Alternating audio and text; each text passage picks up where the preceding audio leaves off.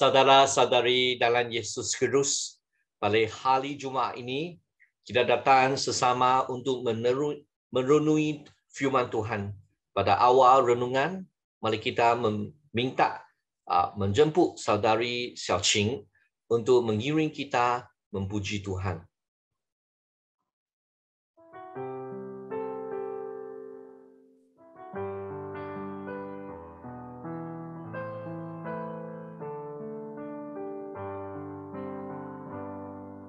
Terima kasih Tuhan untuk kasih setiamu aku alami dalam hidupku. Terima kasih Yesus untuk kebaikanmu sepanjang hidupku.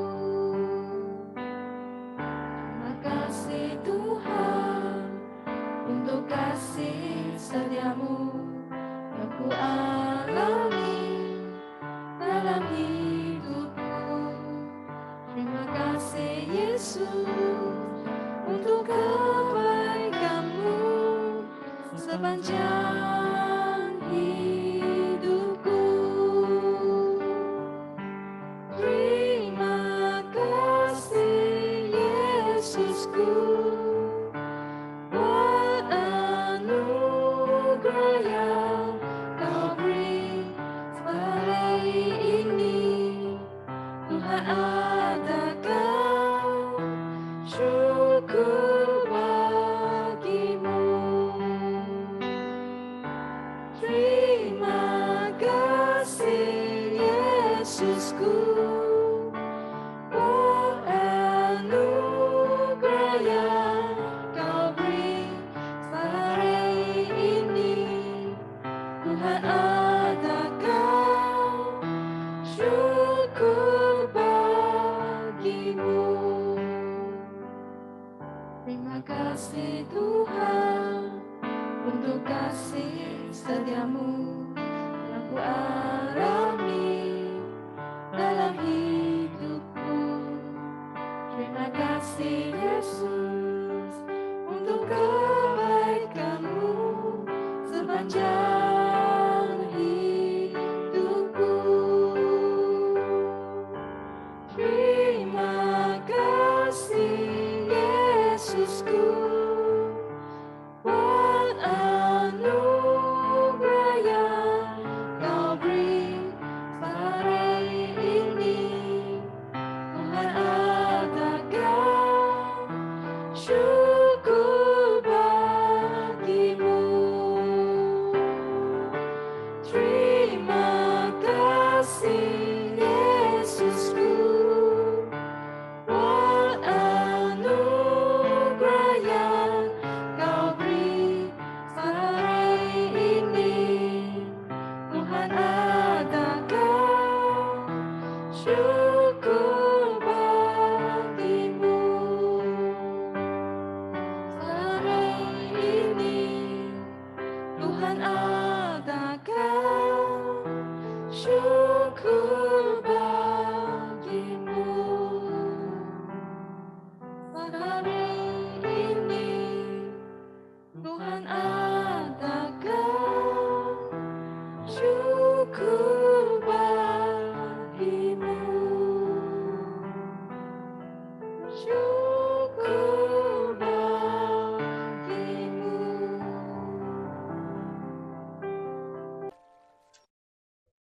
Saudara-saudari dalam Yesus Kristus, selepas kita mendengar, kita memuji sesama untuk Tuhan, mari kita bersama berdoa. Oh Tuhan, Bapa, kita datang kepadamu. Datang dengan hati yang takut akan Tuhan hati. Datang dengan takut Tuhan Bapa Allah. Dan juga dengan hati yang begitu kasih terhadap Tuhan Bapa Allah. Sebab Tuhan penuh dengan karunia dan penuh dengan keadilan. Oh Tuhan, kita berdoa supaya Tuhan ampunlah dosa kita. Mengkuduskan kita dengan firman-Mu. Mengkuduskan kita dengan Roh Kudus. Mengkuduskan kita dengan mengampuni dosa kita melalui darah yang dialirkan di atas salib. Semoga Tuhan membantu kita supaya kita boleh memberi pertumbuhan yang sepenuhnya dalam firman-Mu. Oh Tuhan, kita serah yang bercakap dan yang mendengar, kesemua mendapat kegemaran daripada Tuhan. Oh Tuhan, berkatilah kita. Dengan nama Yesus Kristus kita berdoa. Amin. Amin. Saudara-saudari dalam Yesus Kristus, saya ingin bertanya satu soalan tentang permulaan renungan firman Tuhan. Apakah peranan pengikut Kristus? Kita tahu semua rombongan kita ada pemimpin dan kita pun perlu ada pengikut. Kemarin kita kata mengenai pemimpin yang berpengaruh, yang memberi kesan yang baik. Dan kita mengelakkan menjadi pemimpin yang beri kesan yang buruk, yang negatif. Sekarang kita hendak menderajui kita bagaimana ada pengikut Kristus yang begitu gemari dari segi Tuhan. Mungkin kata kamu, pengikut Kristus mesti bagaimana. Mungkin kita kata mesti rajin keberbaktian, injuran pemulihan, menerajui kesucian. Ini mungkin jawapan kita. Mungkin kamu pun ada satu jawapan, mustahil lah saya menjadi pengikut Kristus yang baik. Saya memang lambat, saya tidak kuat, saya lemah. Tapi dengan karunia Tuhan, dengan rahmat Tuhan, marilah kita bersama-sama kita mendengar firman Tuhan melalui Hagai bab 2 ayat ke-15 sampai ke-19. Yang lebih penting ialah apa? Kita menjadi seorang yang diberkati oleh Tuhan. Betul tak? Amin. Pengikut Tuhan turut firman, maka akan diberkati. Saudara-saudari dalam bab kedua ayat 15 ke 19 kata sedemikian. Tuhan berfirman, perhatikanlah apa yang telah berlaku sebelum hari ini. Pada masa rumahku belum diperbaiki. Bagaimanakah keadaan kamu pada masa itu? Saudara-saudari, di sini mereka mungkin fikir bagaimana sebelum hari ini, pada masa rumahku belum diperbaiki. Kita tahu dalam bab 1, mereka tanam pun tidak ada hasil yang baik. Mereka makan pun tidak kenyang. Semua tidak diberkati. Maka sini sebelum ini, bagaimana keadaan kamu pada masa ini? Tetapi Tuhan ingin berkatikan mereka. Tuhan ingin memberi kepada tahu apa yang akan berlaku.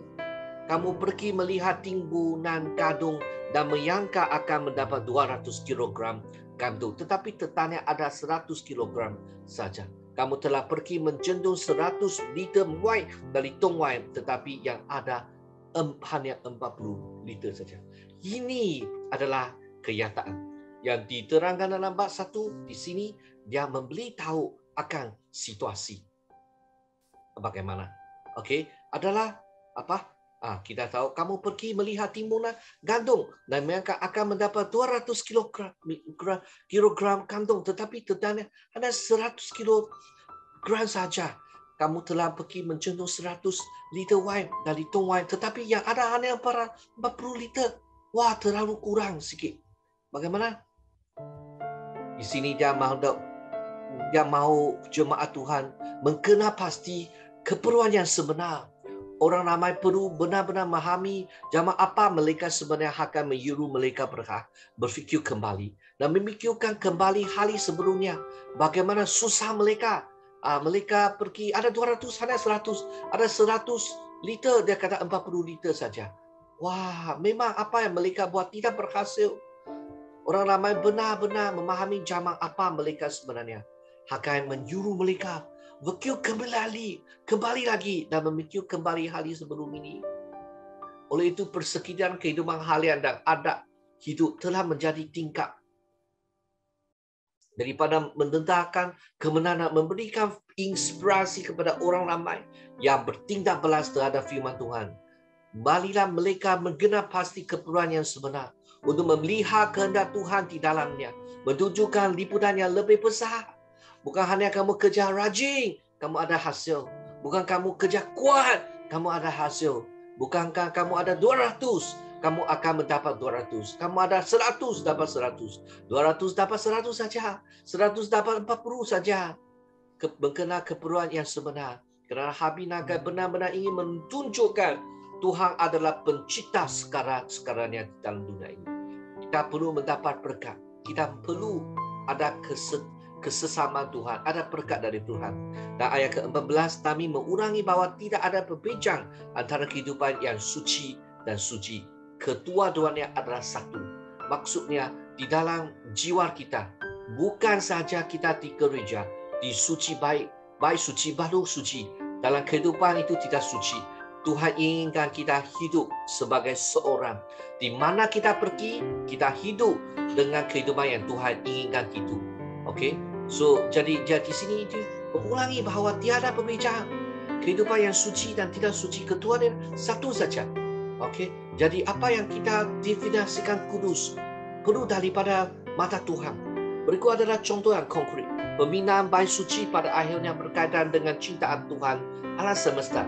Kekurangan material manusia atau penciptaan Allah yang kerap berlaku adalah kerana tidak berpaling kepada Tuhan dengan sepenuh hati.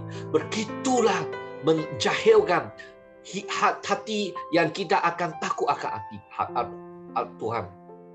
Jangan anggap itu satu kebetulan. Sia-sia saja ini berlaku. Kebetulan saja masih macam ini. Tidak. Berikut adalah contoh konkret. Ingin beritahu berdekatan dengan cinta Tuhan alam semesta. Saudara-saudari dan Yesus Kristus, kekurangan material manusia atau bencana Allah yang kerap berlaku adalah kerana mereka tidak berikut firman Tuhan dengan sepenuh hati. Jangan anggap ini satu kebetulan. Saudara-saudari, kekurangan manusia atau bencana Allah yang kerap berlaku adalah saat mereka tidak berpaling kepada Tuhan dengan sepenuh. Jangan anggap itu satu kebetulan. Saudara-saudari, dalam ayat yang seterusnya yang difirmankan, aku sudah mendatangkan angin panas dan menurunkan hujan batu yang menghancurkan segala hasil ladang kamu. Tetapi kamu masih tidak mau kembali kepadaku. Inilah masalah jemaat Tuhan. Maka peristiwa-peristiwa ini mereka telah membaca daulat akan mengetahui bahawa terdapat kesengsaraan ini. Cuma seorang Nabi diperlukan sekarang untuk membuatkan umat seangkatnya. Di sini Tuhan bangkitkan Nabi Hagai untuk memberitahu akan firman Tuhan. Seperti yang dilakukan oleh Amos dahulu. Supaya orang ramai tahu akan firman Allah. Firman Allah itu benar dan hidup. Sama ada ajam ataupun berkat. Pasti akan terlaksana. Saudara-saudari, dalam firman ayat ke-18, pada hari ini, hari ke-24 bulan ke-9, batu asas rumahku selesai diletakkan. Perhati apa yang akan berlaku mulai sekarang. Meskipun tiada lagi gandum yang tinggal, nampak pokok yang anggur, pokok ara, pokok terima serta pokok zaitun belum berbuah. Tetapi mulai sekarang, aku akan memberkati kamu. Tuhan akan memberkati bahan benaan. Ini adalah juga salah satu berkat. Janganlah kita berasa Tuhan tidak ada berkat. Tuhan akan berkat. Tetapi jangan kita hanya mau berkat benaan. Saudara-saudari dalam Yesus Kristus, kita perlu memberi perhatian daripada fasa talik. Kerana diulang lagi dalam ayat ke-19 juga. Saudara-saudari, firman Tuhan pasti tidak kabur. Ini adalah konkret. Dan akan ada saat yang tepat apabila ia akan muncul. Jadi kita perlu keperluan yang sebenar. Bukan hanya kita rajin kerja, tetapi kita perlu menelajui kehendak Tuhan. Kita perlu mentaati firman Tuhan. Kita perlu mencari apa yang Tuhan inginkan kita buat. Biasanya mempunyai tarikh tertentu ciri amat ketara dalam ayat ataupun tubuatan Yesaya, Yeremi dan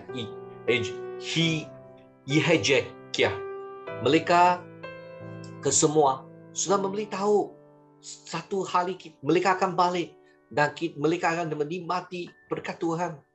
Ucapan semacam ini mesti difilter dengan teliti dan dijawab dengan pasti. Jika tidak, kesannya akan hilang. Di sana kita lihat sekali lagi bahawa kekurangan toyang dan baik suci belum lagi dibina. Dan hubungan pengaruh bersama tidak jelas dari sudut pandangan. Sadari, namun ia adalah perkara yang paling kritikal, yang paling penting untuk mempertimbangkan dengan teliti ayat-ayat yang difirmankan oleh Nabi, para Nabi, dan membuat keputusan untuk melaksananya. Saudara-saudari, pada zaman selepas COVID-19, pada masa ini, adakah kamu tidak ada hasil? Adakah sebab kamu adalah juga serupa dengan jemaat Tuhan? Mereka tidak tahu, tidak kenal pasti keperluan yang sebenar. Adakah kamu sedemikian? Kalau sedemikian, marilah kita taubat di hadapan Tuhan. Biarlah Tuhan mengiringi kita. Biarlah Tuhan membantu kita ketahui benar-benar percaya ke Tuhan yang dinyatakan dalam Alkitab dan percaya bahawa Dia adalah pencipta. Mengenal pasti keperluan. Kepercayaan sejati kepada Tuhan yang dinyatakan dalam Alkitab bukanlah Tuhan Dia Desmond, iaitu Tuhan yang tidak akan jaga dunia selepas mencipta dunia. Berfikiran sedemikian, kita tidak hanya mengakui bahawa Dia adalah penyebab pertama segala sesuatu. Itulah tuntutan Desmond.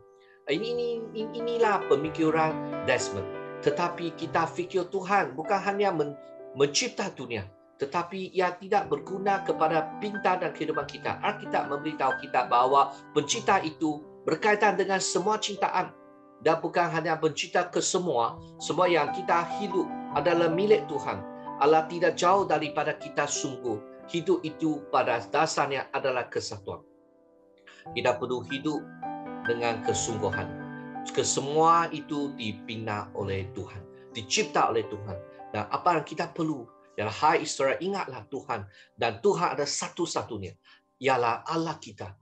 Kasihilah Tuhan Allah kamu dengan segenap hati. Tunjukkan kasih itu dalam cara hidup dan perbuatan kamu. Kita perlu mengetahui kebenaran yang sebenar. Keperluan yang sebenar adalah kita balik kepada Tuhan, sebab semuanya milik Tuhan. Bukan saja dalam agama, tetapi kehidupan semua itu adalah kepunyaan Tuhan. Agama ini, kepercayaan ini itu meliputan ke semua aspek dalam kehidupan yang boleh dihaskan kepada Tuhan yang berbeza secara berasingan, dan akan berlaku pertengkaran antara Tuhan masalah dengan ketidakpedulian. Kita tidak peduli Tuhan. Inilah sebab kita tidak diberkati. Ini ialah banyak aktiviti gereja adalah betul, dan bukan salah kita menyertai aktiviti, tapi masalah yang tidak mempunyai kuasa. Saudara-saudari dalam Yesus Kristus, jika anda tidak dapat lihat bidang ibadat, kehidupan dan pekerjaan, semuanya adalah milik Tuhan yang sama dan berasal daripada Tuhan yang sama, kamu akan salah. Sebenarnya kebenaran ialah kita perlu balik untuk menyatukan apa yang kita percaya dan hidup dalam semua aspek hidup. Bukan membahagikan. Sikap ini, teori ini adalah percaya kepada Tuhan yang tidak mutlak. Saudara-saudari, marilah kita percaya kepada Tuhan yang Dia adalah penguasa untuk semua. Malah Ia menolong dia keluar dari kehidupan sebenar. Hasilnya mesti dah jatuh ke dalam pasang surut nombor, berundur dali, perbincangan dingin, dan secara beransur-ansur kita akan menikmati keadaan yang gembira. Mulai hari ini dan seterusnya aku akan memberkati kamu. Ini adalah satu permulaan. Apabila kita ketahui keperluan yang sebenar, maka Tuhan akan memberkati mereka yang mengikut firman Tuhan. Mulai hari inilah dan seterusnya aku akan memberkati kamu seperti sejuk awal, cendawan hujan yang merupakan simbol ketukan ketidaktaatan. Sekarang Tuhan akan memberikan berkat perjanjian ini. Mengapa? Keberkatan itu bukan sekadar bentuk, tetapi bukan secara macam upacara saja. Tetapi ini punya berkat adalah kesemua. Pencipta menjanjikan kehidupan yang baru. Kerana teks ini membawa makna kehidupan yang kaya dan juga berkaitan dengan perjanjian. Dan di luar imajinasi kita, masa depan yang cerah. Kita perlu menghitung berkat Tuhan. Petikan dalam bab ini menampaknya tidak penting dan tidak menarik, tetapi ia adalah bahagian baru dan penting dari keseluruhan cerita yang hebat yang akan membawa kita kepada penciptaan langit baru dan bumi baru. Kita tahu melalui Yesus Kristus keselamat itu Tuhan sudah menyediakan tempat untuk kita pada satu hari. Jauh di atas kesemua kekalahan dan dosa manusia. Sekarang kalau kita taubat, kita akan menikmati rahmat Tuhan. Saudara-saudari, berkat di sini bermaksud bahawa sejak dahulu lagi tujuan penciptaan dan pentebusan keselamatan Tuhan mesti dipenuhi. Hasil tuaian disambungkan ke baik lagi. Hanya kali ini ialah positif. Saudari, kerana Tuhan mesti dilakukan dan sebagai umat, sebagai jemaat yang mengikut firman Tuhan akan diberkati. Kalau tidak akan diberkati. Malakai mempunyai mesej yang sama. Masuklah berkesempurna sepersepuluh kebenaran kuda. Diberkati akan dicurah dari surga. Saudara-saudari, sampai kamu punya kuda tidak cukup tempat untuk simpan. Ini jauh lebih kaya daripada mentunggu Tuhan yang baik. Dan ia juga merupakan komitmen penuh kepada perjanjian Tuhan untuk memenuhi janji-janjinya untuk dunia ini dan untuk selama-lamanya. Saudara, Calvin berkata dengan baik. Ini perkara yang ketiga. Allah bersimpati dengan kelemahan. Adakala kita tidak dapat menturut firman Tuhan. Tapi Tuhan dengan firman-Nya, Dia memang mengetahui kita punya kelemahan. Dalam buku Ibrani kata Tuhan mengetahui kamu punya kehendak dan kelemahan. Calvin berkata dengan baik, dia tahu bahawa Tuhan tahu bahawa bahawa lama di bumi kadang-kadang diambil dari Tuhan untuk mengajar umatnya menyimpang harta mereka di surga. Saudara-saudari, tetapi di sini mengajar bahawa jika Tuhan tidak memberkati, tiada kira berapa banyak manusia bekerja yang menjadi sia-sia saja. Jadi kita perlukan berkat daripada Tuhan. Saudara-saudari, Calvin berkata, sedemikian adalah untuk memberitahu kita apa? Kita beli kepada Tuhan. Kita ada RM1,000, kita kata 100. Kita ada 10,000, kita kata beli 1,000. Itu kita fikir sakit, tidak mau pergi beli. Tapi Tuhan tidak akan berkati mereka yang tidak mau turut firman Tuhan. Bukan Tuhan merugikan wang kamu, tetapi Tuhan ingin menguji sama ada kamu taat kepada Dia. Jadi Nabi di sini itu mengajar bahawa jikalau Tuhan tidak berkati, tidak kira banyak kerja, sia-sia saja. Janganlah kita kita tidak mau beli. Kita fikir kalau saya beli saya kurang sudah. Tetapi kalau kamu tidak diberkati Tuhan, apa yang kamu buat sia-sia saja. Kita perlu ada hati yang syukur kepada Tuhan. Tuhan ini adalah satu dari awal sampai akhir. Dari murai, dari proses dan akhir Tuhan adalah sama. Tetapi firman-Nya akan berbeza bergantung kepada kematangan rohani manusia. Maksudnya Tuhan akan ikut kamu punya situasi, kamu punya prestasi, kamu punya kematangan membantu kamu untuk bertumbuh dalam Kristus. Walaupun orang-orang yang kembali ini telah meninggal kebanyakan patung. Mereka menyembah Tuhan patung. Tidak mungkin untuk mencakap tentang kepercayaan ini sebagai kesebahagiaan. Mereka sudah ketinggalan itu sudah. Tetapi sikap mereka masih dingin. Maka Allah ingin menarik mereka dengan rahmat yang mendatang, memberi inspirasi kepada mereka, bebaskan mereka dari sikap ancur, tidak ancur yang menumpukan itu, menterati rohani yang menahan diri. Saudara-saudari dalam Yesus Kristus, prinsip penyampaian firman Tuhan kepada manusia adalah sangat penting, sangatlah sangat penting. Firman Tuhan tidak berubah, namun cara takwa dan pertekanan perkukuhan hendaklah disesuaikan mengikut kemampuan audiens. Maksudnya jemaat kita ada yang tidak matang lagi. Tuhan akan mengiringi berikut peringkat. Itu begitu banyak kasih kita Tuhan kepada kita.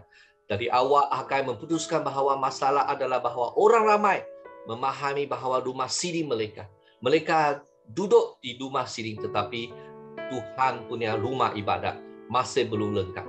Masa itu kembali kepada orang ramai. Dan sekarang juga untuk kita dalam zaman wabak 19. Dan mereka sudah sibuk dengan warisan dan keselesaan bumi. Mungkin kita juga lupa akan kebaktian. Lupa dengan doa. Lupa dengan mendengar firman Tuhan lebih keras. Dengan mempelajari Tuhan. Ayat Tuhan. Firman Tuhan. Melayani. Berinjuran. Ambil berat. Kesucian. Okey. Sekarang adalah masa untuk kita taubat. Dan juga Tuhan simpati akan kelemahan kita. Hagai tahu bahawa langkah pertama yang perlu dibuat adalah memberitahu orang ramai. Rumah dengan siling bukanlah tempat perlindungan yang sebenar. Kamu duduk di rumah siring, rumah baik. Tetapi itu bukan perlindungan yang sebenar. Itu sementara saja. Seperti Theologian Calvin berkata, bahwa masalah terbesar manusia adalah disebabkan oleh kejahilan. Jadi sukar dari awal untuk mempunyai kefikiran yang terbuka dan sentiasa mengabaikan diri dengan Tuhan. Jadi perlu ada cara lain seperti yang digunakan oleh para nabi di sini. Keperluan hidup seharian di bumi telah dijanjikan kepada orang Yahudi. Nabi melihat dengan begitu jelas kelemahan kita. Tetapi orang ramai masih tidak dapat mengambil langkah pertama yang paling penting dengan segera. Mata mereka berpaling dan membantang ke atas. Saudara-saudari, perkara pertama, kita perlulah balik kepada Tuhan. Balik gunakan keperluan hidup ini telah dijanji oleh Tuhan. Kita perlu balik kepada Tuhan. Saudara-saudari dalam Yesus Kristus. Kedua, walaupun kita berkali-kali membantah iman, sudah kita salah dari segi Tuhan, tapi Tuhan masih murah hati kepada kita. Ini supaya kita boleh yakin bahwa Dia adalah Tuhan yang menjadi segala kala baik. Menegaskan dengan perkataan berkat. Ini bukanlah teologi kemakmuran, tetapi untuk memberitahu orang ramai melalui para nabi. Berkat material pada masa kini adalah bertanda pemberian yang lebih baik di masa hadapan. Kita bukan sembah Injil kemakmuran. Bukan kita sembah teologi kemakmuran. Tetapi kita perlu ketahui berkat benaan adalah satu tanda maka Tuhan akan membeli sesuatu yang lebih baik di masa hadapan. Saudara-saudari dalam Yesus Kristus. Ketiga, janji berkat di atas segala-galanya. Baru kita benar-benar percaya Tuhan. Terutama apabila orang ramai tidak peduli sama ada mereka berada di sana atau tidak. Saudara-saudari di sini, masa ini adalah musim untuk menanam. Dan orang ramai diminta meluangkan masa daripada musim perdana yang sibuk untuk mentumbuhkan diri mereka juga dalam kerja meminda bait suci. Ayat untuk hari ini, mungkin kita sibuk dalam kerja, tetapi Tuhan juga menyuruh kamu sertailah berinjilan, sertailah perdana, sertailah ambil berat, sebab ada roh pergi binasa. Kalau tidak ada keselamatan, sebab dosa, semua orang ada binasa. Sebab Tuhan ingin menyuruh kamu balik untuk melayani Tuhan dan percaya bahawa masih kita ada Tuhan yang mesra, yang benar-benar memerlukan maklumat dan tindakan ketaatan. Janji itu bukan ini membuka pintu yang baru, buat orang ramai berubah fikiran dan lihat ini adalah peluang untuk memperolehi berkat daripada Tuhan. Kini kita boleh menyadari bahawa peringkat ini berfungsi seperti sandwich diapi di antara dua gambar masa depan. Bertegang pada keputusan kerana ia adalah peringatan yang kuat mengenai perintah Tuhan. Juga merupakan peringkatan yang penting bahawa tercantum sudah baru adalah keputusan. Saudara-saudari dalam Yesus Kristus. Apakah peranan pengikut Kristus? Saudara dalam Yesus Kristus. Mengenal pasti keperluan yang sebenar adalah balik kepada Tuhan. Masalah bukan hanya untuk kamu pernah hasil. Masalah kamu tidak mengutamakan pencipta dan juga penyelamat kamu. Tuhan memberkati mereka yang memang ikut firman Tuhan. Jadi Allah simpati akan kelemahan kita. Asalkan kamu ada hati yang taubat, Tuhan ingin mempanaskan hati kamu untuk kemuliaan Tuhan. Untuk kamu sendiri boleh memperolehi berkat. Saudara-saudari, mari kita berdoa. Berdoa supaya kita boleh memanggungkan akar dan menghasilkan buah. Mari kita berdoa. Oh Tuhan Bapa di surga, saya berdoa untuk kesemua jemaat, menjadi jemaat yang menurut firman Tuhan dan boleh diberkati. Oh Tuhan, saya berdoa supaya kita kesemua orang boleh datang kepadamu dan mengetahui apa yang Tuhan inginkan kita buat. Kita buat tapi tidak ada hasil. Kita tahu masalah bukan punya kita kerja, sebab kita tidak mengutamakan Tuhan. Berkatilah kita supaya kita lebih ketahui akan firman dan kehendak Tuhan. Inginkan kita kudus. Ingin kita memformulasikan kehidupan rohani, pelayanan, pembelajaran Injil Tuhan dan menyembah dengan hati yang suci. Oh, kuduskanlah kita melalui firman-Mu, melalui Roh Kudus dan melalui darah yang dialirkan di atas salib. Puji dan syukur kepada Tuhan. Dan nama Yesus Kristus kita berdoa. Amin. Semua Tuhan memberkati ke semua jemaat yang menyertai dalam renungan pagi ini. Tuhan berkati.